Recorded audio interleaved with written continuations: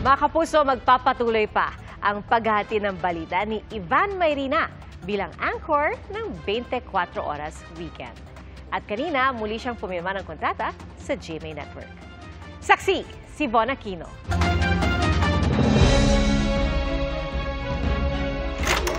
Sa mahigit 3 kilometro. 25 taon na siyang nakatutok sa iba't ibang balita para ihatid ang mga impormasyong dapat malaman ng publiko hanggang Sabado at Linggo sa 24 Oras Weekend. Ang di matatawarang personal na karanasan sa pagkalap ng mga balita sa loob ng mahigit 2 dekada.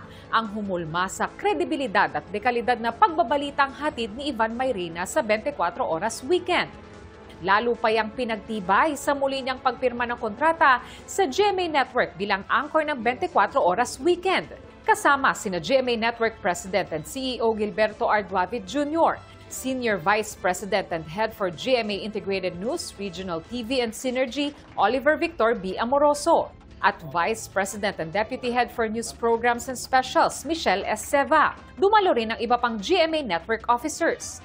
Sa isang video message, nagpasalamat at nagbigay ng pagbati kay Ivan si GMA Network Chairman Attorney Felipe L. Gozon. Ivan, I am both proud and happy that you remain a loyal kapuso for 25 years and counting. I look forward to having you with us for a very long time.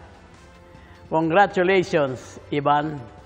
Ikaw sa pananaw ko at sa pananaw namin lahat, ay isang tunay, tapat at haligi ng serbisyong totoo. Isang ehemplo na magpapatuloy, na magbibigay sigla at inspirasyon sa mga katulad mong media practitioner. Pirming handa si Ivan na tumindig bilang isang mamamahayag.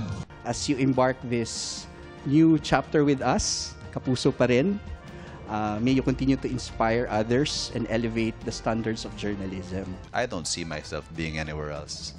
So, makakaasa kayo kung ano man yung siguro ikinatuwa ninyo in the last 25 years.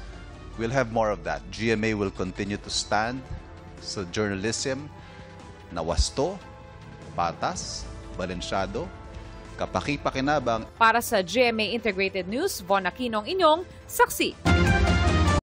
Mga kapuso, maging una sa saksi. Mag-subscribe sa GMA Integrated News sa YouTube para sa iba't ibang balita.